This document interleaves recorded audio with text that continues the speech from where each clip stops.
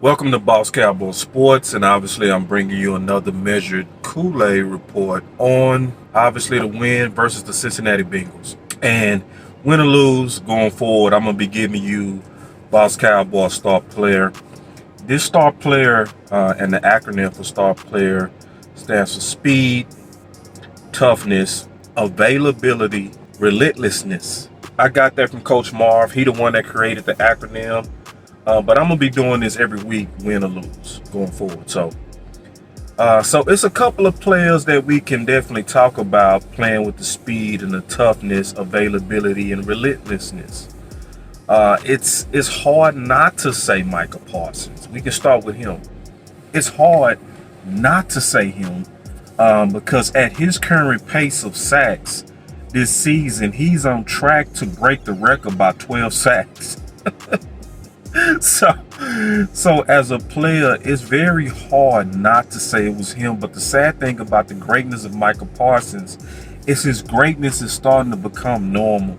It's almost like when Jordan would score 30 points, we'd be like, that's what he does. He's MJ. It's almost like that with Micah Parsons at this point. Let me sip some Kool-Aid on that point. But that's the truth. So anybody else that would have got 2 sacks in the game, any other defensive end, we love him. So which makes me say also, could we bring up Fowler, right? Because Fowler, in terms of his limited snaps, had maximum impact.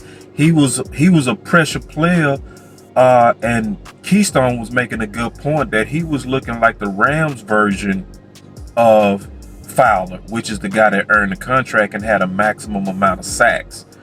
Right now, I would definitely even lean on him as a potential star player.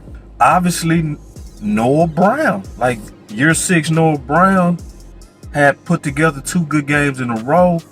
If he can put together another good game going into the Giants on Monday night, now we starting to say that we can actually trust him as a reliable number 2. And he's trending that way as a potential star player. But then you got Brent. Shouldn't we talk about Brent as a star player? Now, obviously, you're not going to see speed with him, but the mental toughness, yeah. The availability, yeah. The relentlessness, yeah. Being cut and having to come back and lock it in and hit all them big kicks, you could put him in there. Why not? He got the game ball, too, from the Dallas Cowboys. Let's not forget about our kickers and our special team guys. Obviously kickers are like linemen. The less you hear about them, the best. But we still got to acknowledge the linemen, and we still got to acknowledge the kickers when they doing their job. Because it's quiet when they doing their job. But we could throw Brent in there. You can maybe even try to make a case for Armstrong. Because Armstrong, I think it was his best career game. Now, when you look at his matchups and where he aggressively won, it was ideal matchups on him. They would put tight ends on him, and he did his job versus tight end where he abused tight ends. So, but I can see where somebody might even try to make a case that Armstrong is the star player. I think you could also make a case for Donovan Wilson. I think Donovan Wilson, minus that late hit that he had on Burrow, which I thought was crazy, especially seeing that they gave Bar one earlier in that quarter. I was like, in judgment, I thought he should have known better. But outside of that, Donovan Wilson had a hellified game. He really was on some, in my opinion, in my honest to God opinion, he's really trying to say who is cursed.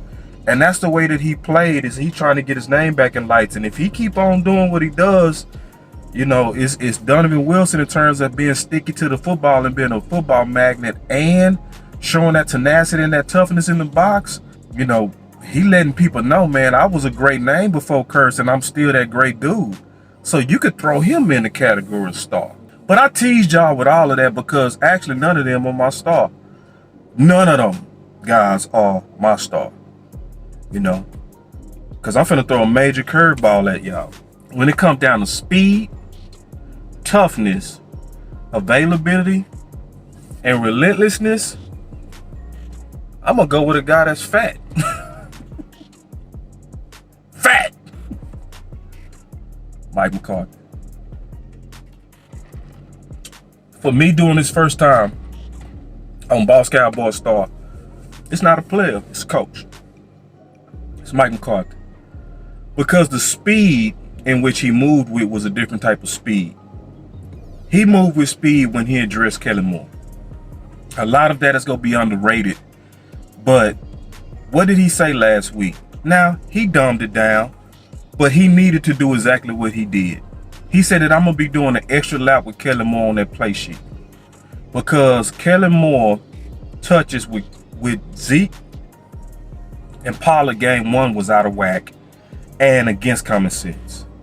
And while everybody else, the local media, not too many content people was bringing this up, while a lot of people was dancing around what happened game 1, it was one guy who had to address it, and he addressed it with speed, and that was Mike McCarthy.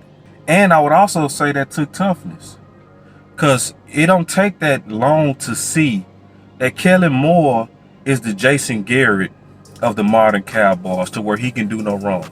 He's the favorite guy of Stephen Jones. It's what it is. We all see it.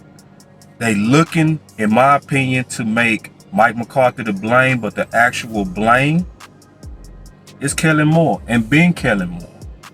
And so I definitely want to talk about him being my star. It's not a star player, but in terms of toughness, it took some boldness to go after the guy that's considered the golden child of the Dallas Cowboys, and he did. Definitely the proof is in the script itself. When you go look at the script that happened versus the Cincinnati Bengals versus the script that happened even with Dak Prescott, it was totally different. So a script is where they have the first, especially 9 plays or the first drive, scripted or written out. They already know what they go do before kickoff. And they were super committed to the run out the gate, which is the signal that Mike McCarthy said, I'm going to do an extra lap with Kellen Moore on his play call sheet. And you could see it out the gate.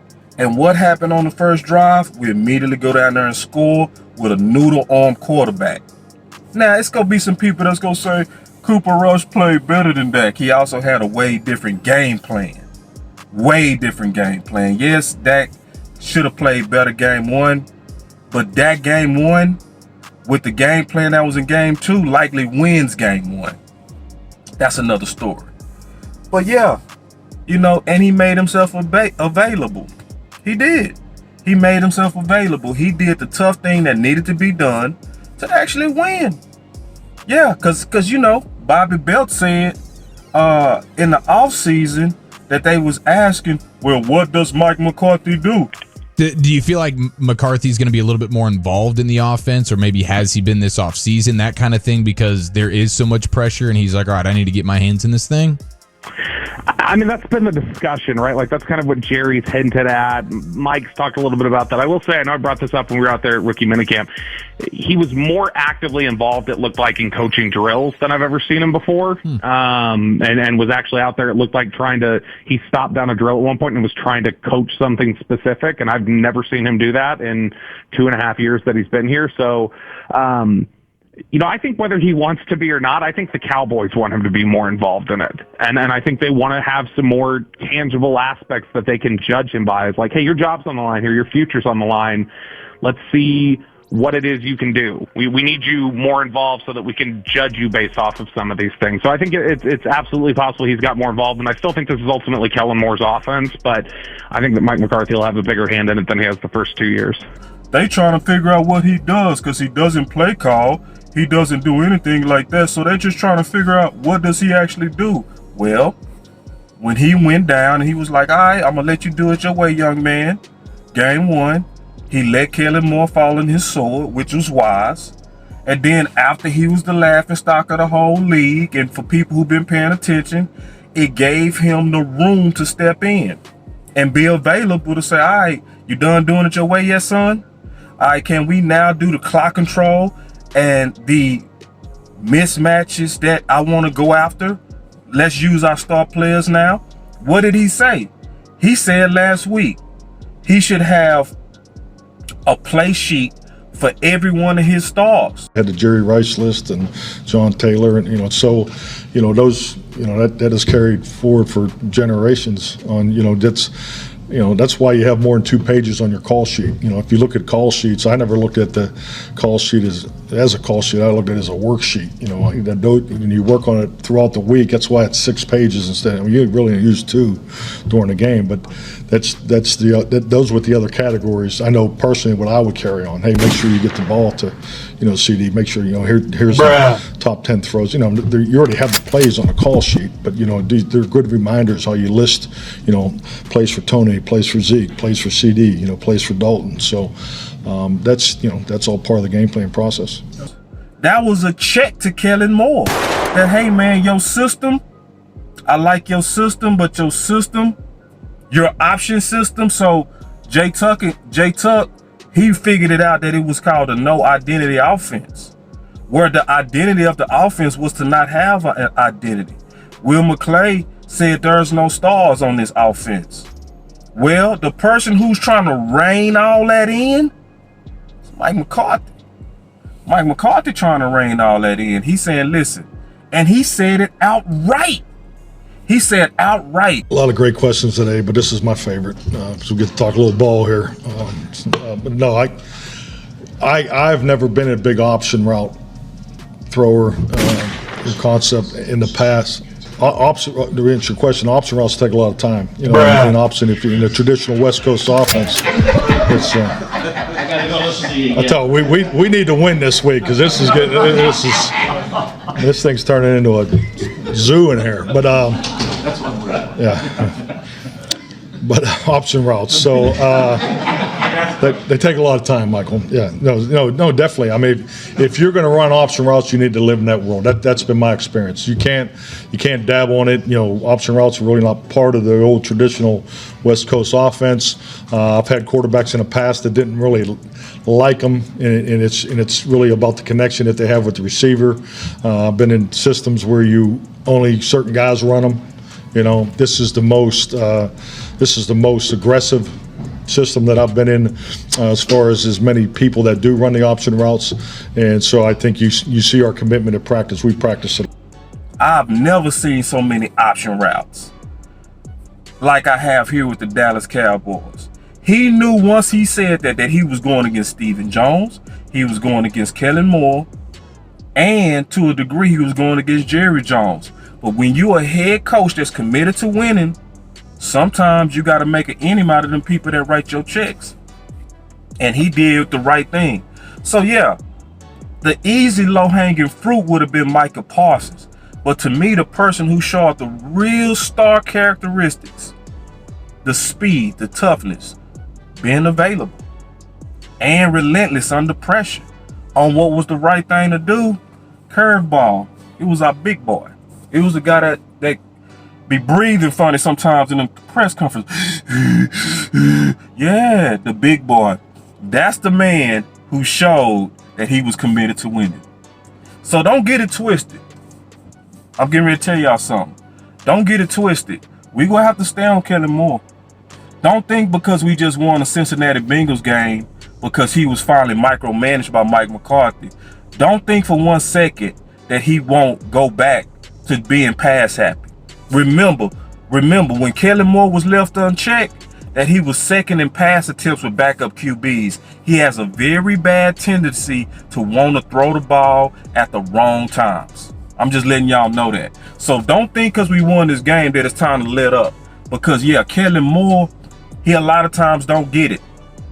When we was leading the league in rush attempts, the first 7 games, we was 6-1 last year.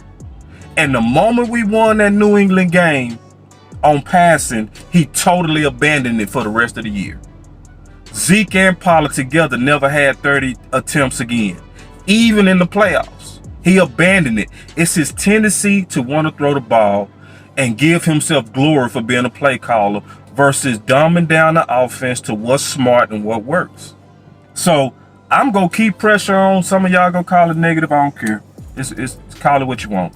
I know what it takes to win, and it's obvious. And I'm going to get the guys back who's the real star, and that's Mike McCarthy. See, y'all stay up. It's Boss Cowboy Sports, where your voice matters.